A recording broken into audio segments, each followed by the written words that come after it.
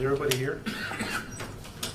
Okay, good afternoon. First, thanks for your patience and thanks for coming on short notice. As you all know by now that the Houston Police Department's investigation into the incident that you're all here for, the officer-involved shooting and search warrant execution on Harding Street, we actually submitted a search warrant and affidavits that were actually sealed, and unfortunately somebody gave them to the media, which is a violation of court order, which is fine. It's not fine because it's a violation of law to do that. But having said that, it's important for the community to know that what that affidavit shows is what we promise, what I promised this community and the members of this police department that has 4 officers that were shot, another one injured, and 2 are still in the hospital, including an individual who, as you can see from the affidavit, his actions in terms of his conduct are in question. There's some serious questions. But what that affidavit shows, and I would hope that it brings comfort to this community, is that I told the community over a week ago, or 2 weeks ago now, that we would leave no stone unturned to get to the good, the bad, and the ugly. And what you are seeing there is that that affidavit, the only reason it's public and even it exists, it's because it's the Houston Police Department that's conducting a robust investigation, a thorough investigation, an impartial investigation into everything that occurred leading up to and during that raid. Now, let me just make something real clear again. We had reason to investigate that location. We have found no evidence that we were just there willy-nilly, that there was no reason. We had reason to investigate that location. I think it was 7815 Harding. So I want to put that out there. That's what the investigation continues to show that. Number 2, regardless of whether we had reason or probable cause to engage in an investigation and even get a search warrant, what that affidavit will show you is that thus far it appears that there are some material untruths or lies in that affidavit, and that's a problem. That's totally unacceptable. From day one, when I joined this police department, I told my people that if you lie, you die. I've been here over 2 years, and you will not find anyone that has a sustained dishonesty violation who's a member of this department. We will not tolerate that, and it is disheartening when, as we investigate this, that we see that there are problems. If you all remember last week or 2 weeks ago, when we had the press conference, and I said it was going to be the last one unless we needed to talk, that I pushed back on comments made, emotional comments made. Now I guess the labor around the country that think the police chiefs and police executives, police departments don't know what they're doing, can figure out that maybe they need to just be quiet and wait till things unfold. What we are doing now is continuing with this investigation. It is a very exhaustive investigation, but I want to caution everyone to not go from A to Z and making all kinds of final judgments on all the moving parts and all the actions that are in question here. Now, let me walk you real quickly as to what we're looking at. The case agents' actions leading up to the search warrant, the actual use of force between an exchange of gunfire between the occupants, Mr. Tuttle, and the officers. That's another piece of the investigation. We will also be, and we are looking at, once you find problems with the investigator's veracity, as we are finding here, we have to expand another prong to see where that leads us in terms of other investigations he has conducted. And as you can see from that search warrant affidavit, that we're going to get to the truth. because that's what we're working on. And we will report back the good, the bad, and the ugly, because we owe it to the suspects that were killed. We owe it to the officers that were shot, that were there, having full faith and trust in that affidavit. One that's still in the hospital with very serious gunshot wounds. And we owe it to this community and to the good working men of the Houston and women of the Houston Police Department to make sure that we see not just what's in front of us, but to have a very wide net. I was asked a little while ago, hey, should the FBI come in? And the answer is no. The FBI should come in when the police department can't investigate itself or shows an unwillingness or an inability to investigate itself. Having said that, I have been in communication with the special agent in charge here, Perry Turner, which is consistent with our protocols. And the public doesn't know this, but when an officer-involved shooting occurs at the state or local level, when there's a use of deadly force and someone dies, in most instances, the FBI and the Department of Justice opens up a cursory review to monitor the case. I've had this happen before, to make sure that the case is being investigated thoroughly, impartially, and consistent with the expectations of the public that we serve. And so, if the media was out finding information that we had problematic facts and were ignoring it, then yeah, that's a real problem. But I think what the media found out and the community's finding out, that the promises that we have made are being kept, and that we wouldn't be here today with this press conference unless it was the Houston Police Department's investigation that led us here. Lastly, I want to say this before I open up to questions. What really angers me as a police chief that knows the collective heart of this department, and the only people that know our heart better than I do, is the community we serve. I mean, just yesterday, the day before, we have the President of the United States calling us on stage out of the blue to recognize the just phenomenal effort of the 5,200 members of this department and just this entire community. And here we are, less than 48 hours later, talking about one person. And I want to make sure that the community doesn't lose sight. We don't throw police officers on Perry dishes. We know that we have human beings and we are perfect like every other segment of society. But because of that knowledge, we are vigilant. The only reason we even started looking for, or the primary reason that when that started, when we started looking for the actual CIs the day after this occurred, is because this police chief got together his investigative team and said, I want to leave no stone unturned. I want a six-pack of the suspect, Mr. Tuttle. I want you all to go find the CI. So nothing was thrown our way in terms of people forcing us to do anything. We have shown and demonstrated that we are going to seek the truth.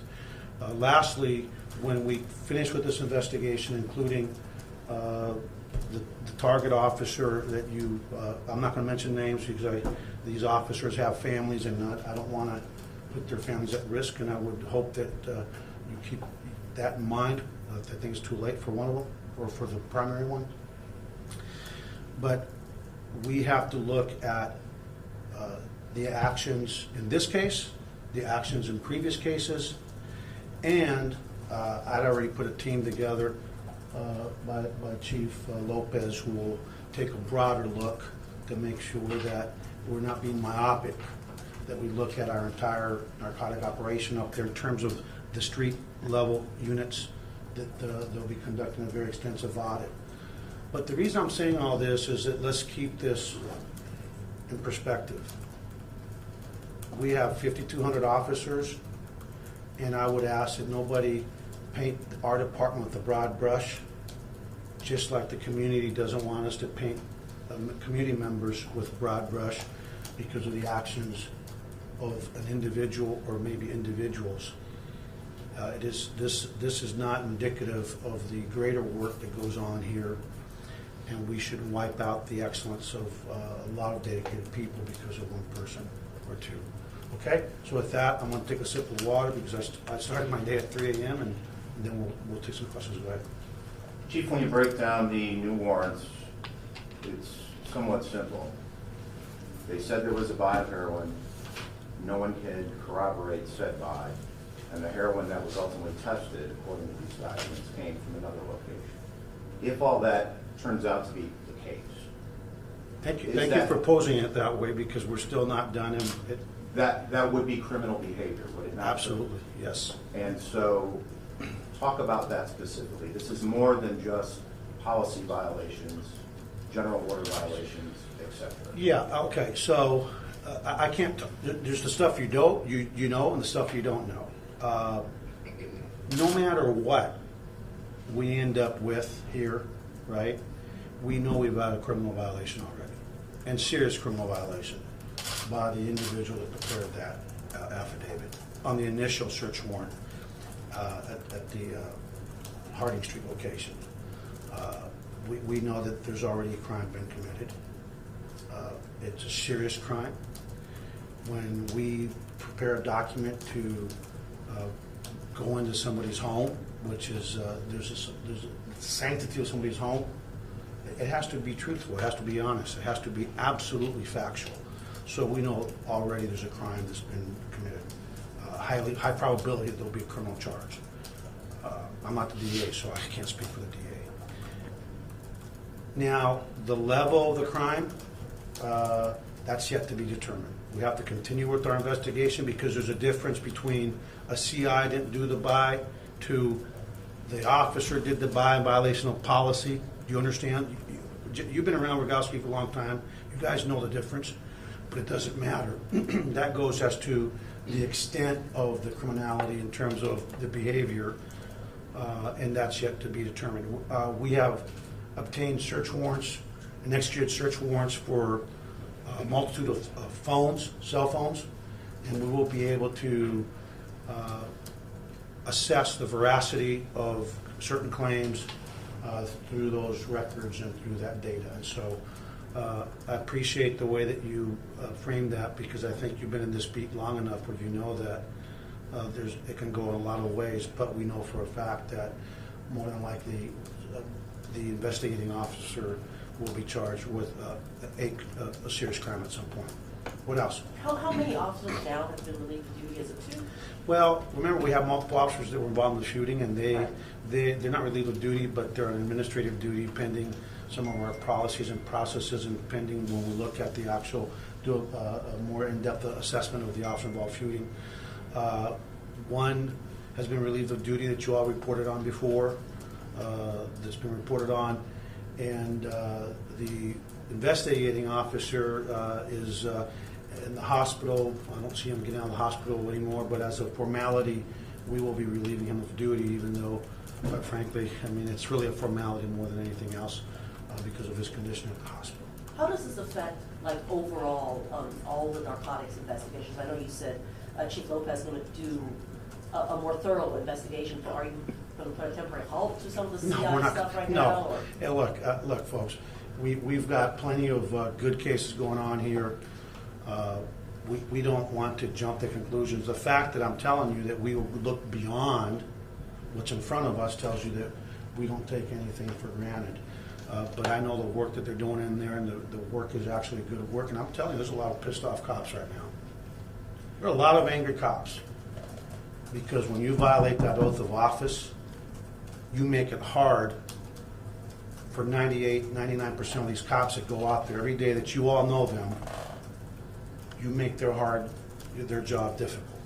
What do you say? You've already asked. Let me go to somebody else, and I'll go back to you. So, Chief, the case agent in this raid has been with the department for 34 years, and most of that time in narcotics. How far are you going back with his cases? Well, look, we'll go back for a period of time, and we'll probably do a representative sample between the times that he's been there. If this is an anomaly, we'll be able to figure that out. If this is a pattern in practice, believe me, we'll be able to get to that really quickly. I don't have any indication it's a pattern practice, because again, depending on what we can prove in terms of the interviews that we've already done with I will now call him a target officer. There's a difference between lying about who did the buy and not doing a buy at all. And I think it's really important for the community to remember that we have independent information and evidence from patrol when they went out there for the 911 call, and we have video of that. Somebody's going off about, I said there was cameras or no video cameras. Our patrol, our raid team that actually did the raid did not have body-worn cameras, but patrol officers that were in the support role and containment had body-worn cameras. So I'm not sure what the issue is with that, other than the decision point that we have to make in terms of putting body-worn cameras in all entry teams. And I just came back from the Major State Chiefs, Major County Sheriff's Association. I actually broached the subject with not just my colleagues across the country, like we talked to you all about. We also broached it with the FBI Director, Christopher Wray.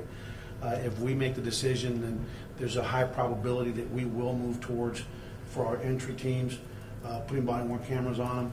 There's a high probability that we're going to move to that sooner rather than later.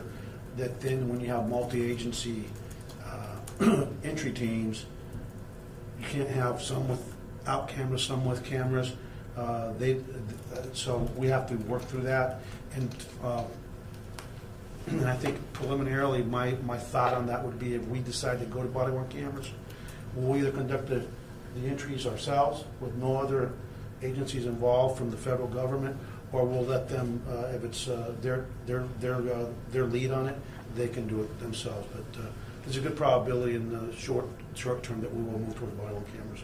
Yes, ma'am. So you said that there was reason to look into this location, and previously we heard that a neighbor had tipped off police that something was going on there. What have you all found about what indeed is going on? Well, look, that's like I told you guys before. The reason I'm giving you an update is because the court, somebody provided a sealed document, and let me be real clear. We have 2 dead people, and we have 4 shot officers, including the target officer. We owe it to those that are involved in this, especially those that may not have any malfeasance, or officers. We owe it to them to get to the truth. And the only reason that we seal stuff is not to hide anything, but to make sure we don't jeopardize a criminal investigation into a very serious matter. And so when we're done, I guarantee you that we will leave no stone unturned, and the truth will come out. Sir, I believe that the warrants we have, we were told by the courses that we're not sealed. Well, I So- believe Not that that is not true. We've got copies of it, so I'm not going to debate it. That's fine. But that's a separate issue. That wasn't my question. My question was, I'm just telling you what course called us. But anyway, my question was, what do you say to the families and the neighbors who, the first moments this happened, told us, all the media here consistently, these were not drug dealers, these were nice people. Sure, they may have smoked some pot, but they lived in the neighborhood, we've known them for 20, 30 years. This is not who they were, and it turns out they were right. What do you tell them? Well, no, you're concluding they were right. You're making conclusions. It appears that they are probably Okay, more well, right than. let me just say this. We all have seen people that murder people.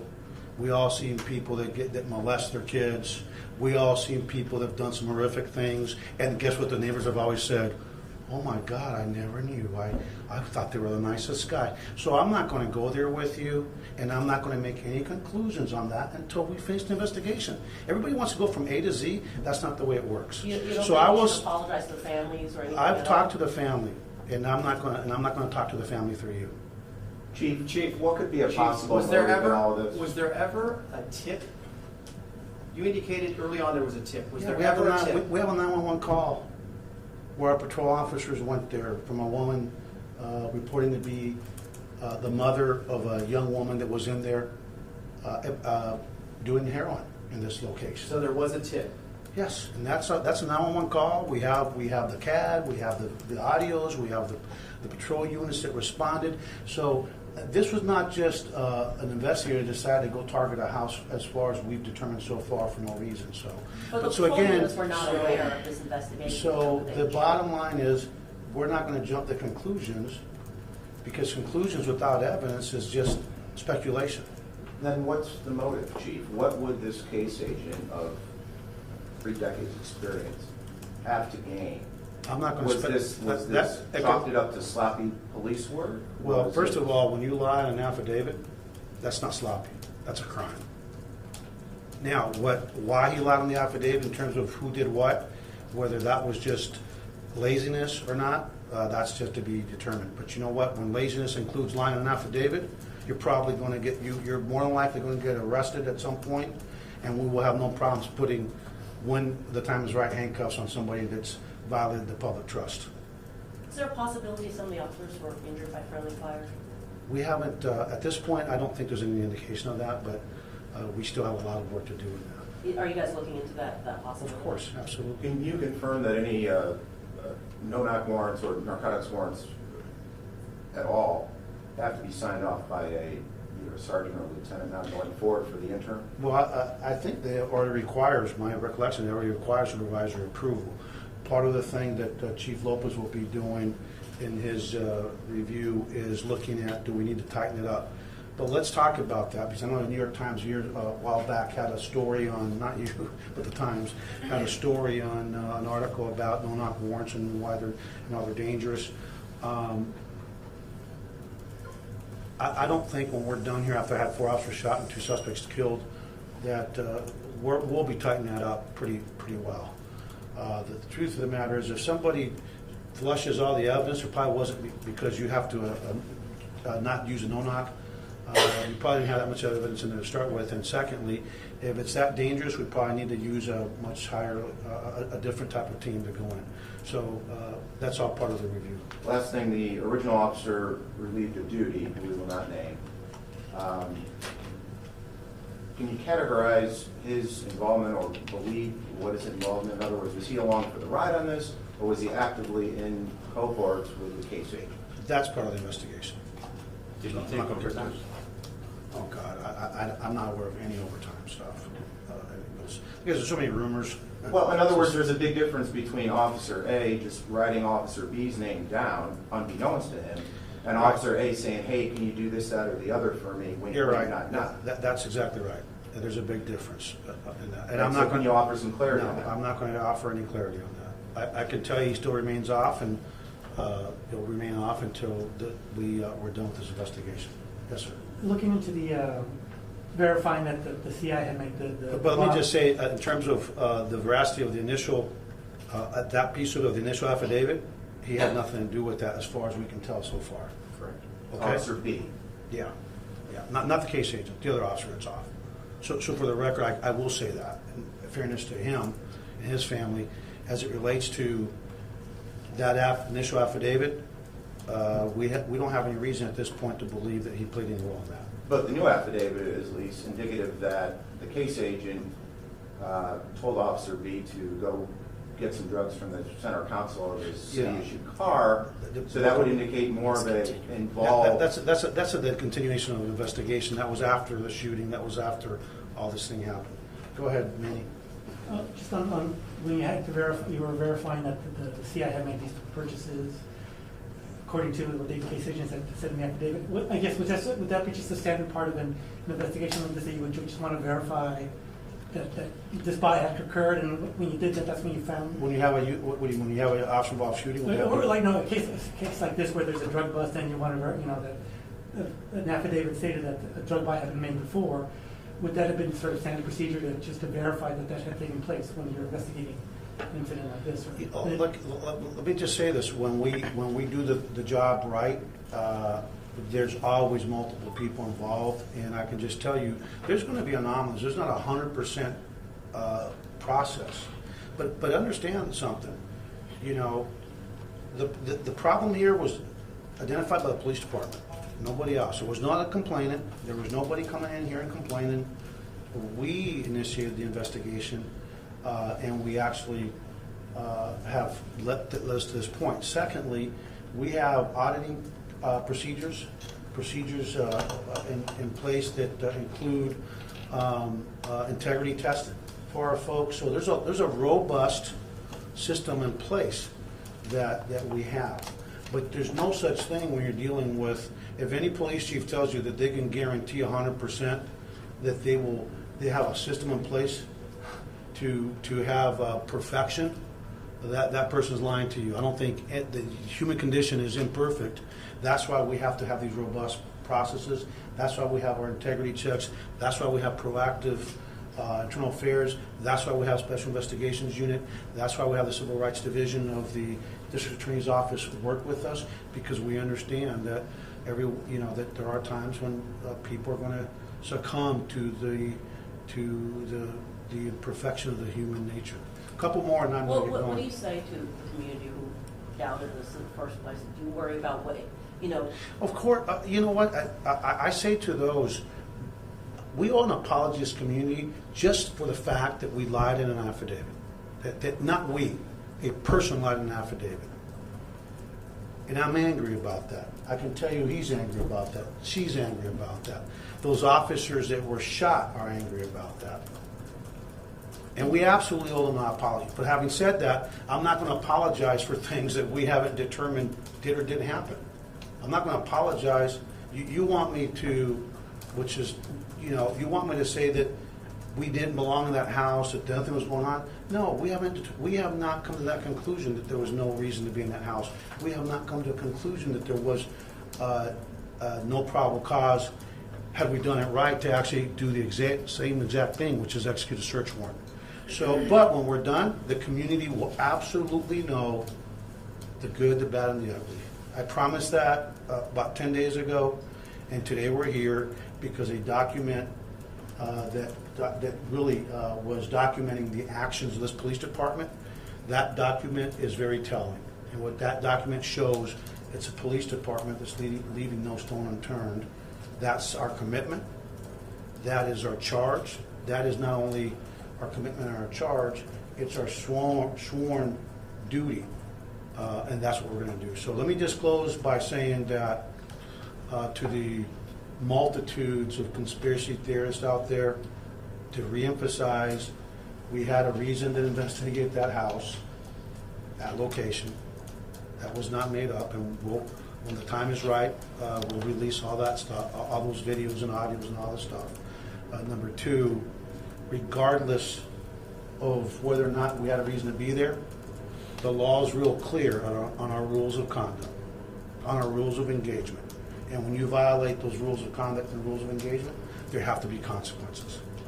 And sadly, I feel really badly for the Tuttle family because no matter what we find, there will always be a doubt. And I'm not saying we're not going to find things but there's always what could they have done differently? And my heart goes up to them because they have a lot of unanswered questions.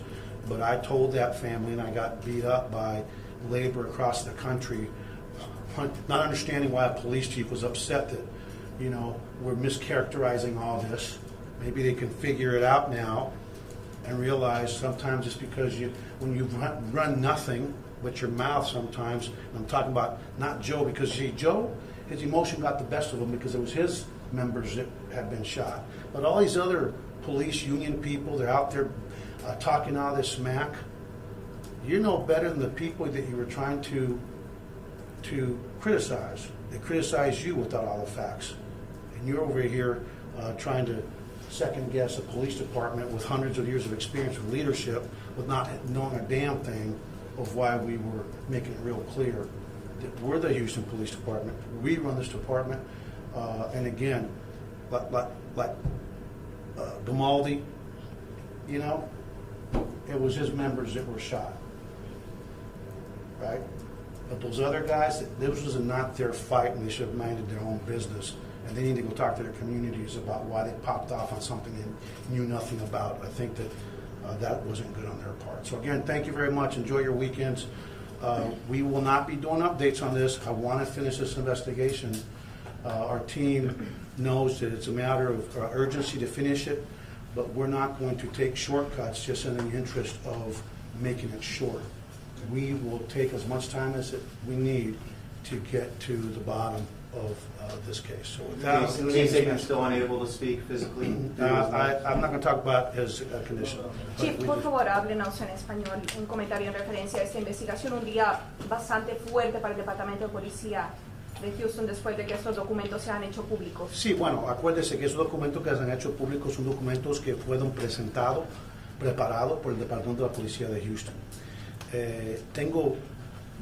Estoy bien enojado, tengo bien genio, porque lo que usted ve en ese reporte que hicimos, nuestros investigadores, pensamos que uno de nuestros oficiales puso mentiras, escribió mentiras en un documento a la corte. Y ya sabemos que eso es un crimen. Ahora, no sabemos a qué nivel es el crimen, sabemos que es serio, pero hasta que la investigación no esté completa no podemos saber exactamente qué nivel va a ser el crimen. Es importante que la comunidad sepa que nosotros tenemos 5.200 oficiales en este departamento y que la gran mayoría son profesionales, están aquí para servir, y les voy a decir algo, que están bien enojados, porque tenemos oficiales que están con tiros en su cuerpo por las acciones de un oficial, pero también es importante que la comunidad sepa que nuestra investigación sí ha enseñado que teníamos razón para investigar ese lugar. No estamos ahí por gusto. El problema es que si pones mentira en un documento a la corte, es un crimen y pone en cuestión la honestidad de esos oficiales. Así que les suplico, por favor, esperen hasta que la investigación esté completa, porque nuestro deber moral, legal, es para hacer todo posible para asegurar que sabemos la verdad. Lo bueno, lo feo y lo que sea lo vamos a reportar. ¿Anticipan cargos criminales en contra del oficial? Yo estoy bastante seguro que sí va a haber cargos criminales. ¿Qué le dice a la familia de esas dos personas que murieron? Porque al final de cuentas hay 2 personas muertas, hay 4 oficiales que quedaron heridos. Es bastante grave. Bueno, es grave, pero es importante que también que sepan que la cuestión es las tácticas que usó. Todavía no sabemos a qué nivel es su problema, porque decir que había un informante que fue el que compró la droga, o a lo mejor fue él que compró la droga, pues sí compró drogas, tenemos que saber lo que ocurrió. Pero al fin del día, la familia que yo he hablado con ellos, mi corazón está con ellos, porque van a tener siempre duda, no importa lo que hacemos, van a tener siempre duda, y por eso me disculpé, pero sí le prometo que vamos a llegar a la verdad, porque ese es nuestro deber. Usted mencionó al sindicato, porque ciertamente los integrantes del sindicato se pronunciaron muy anticipadamente al momento de que ocurrió este tiroteo. Eso complicó bastante públicamente. Bueno, mira, el sindicato aquí policíaco de la Unión son oficiales, son jóvenes, son sus miembros, sus colegas, pero los demás en el país entero comenzaron a hablar de cosas que no saben nada. A lo mejor ahora se dan de cuenta que nosotros sabemos lo que estamos haciendo aquí. Somos un departamento, tenemos cientos de años de experiencia de liderazgo, de investigaciones, y todo lo hacemos porque sabemos lo que estamos haciendo. Así que es importante que los sindicatos de las uniones de la policía que no empiecen a atacar a los líderes policíacos solamente porque estamos diciendo que no debemos estar hablando lo que estamos hablando sin saber todos los datos. Para la gente que pudiera perder un poco la fe y la confianza en la policía después de esto, ¿qué les dice? Bueno, acuérdese, mire, el ser humano, la condición humana es imperfecta, no hay perfección. Pero lo que estamos diciendo es, acuérdese, que las acciones de 1 o 2 personas no son las acciones de 5.200 oficiales y más de 6.000 empleados en el departamento. La gran mayoría de nuestros oficiales son profesionales, son honestos y tienen un gran afecto para la comunidad. Así que, igual que les suplicamos a los oficiales que no pinten a toda la comunidad de color, la comunidad pobre, como todos son iguales, vamos a saber que la mayoría de los oficiales son buenos y que no pierdan la fe, porque no estuviéramos aquí hoy sin nuestra investigación. Okay? All right, guys, thank you. Thank you, Chief. Thank you. Thank you, Chief.